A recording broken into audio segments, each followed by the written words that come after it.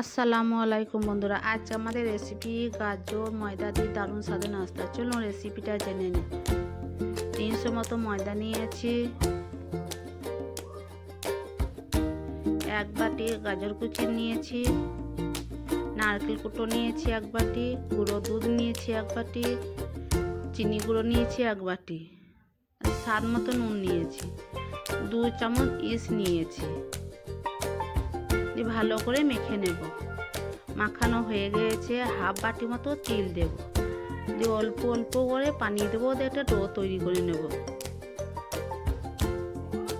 ডোটা তৈরি হয়ে গিয়েছে, 5 মিনিটের মতো ঢেকে রেস্ট দেব। 5 মিনিট পর ফিরে এসেছি।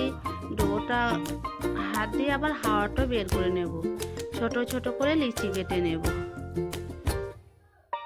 হাতে করে গোল করে নেব, রুটি মতো বেলে নেব।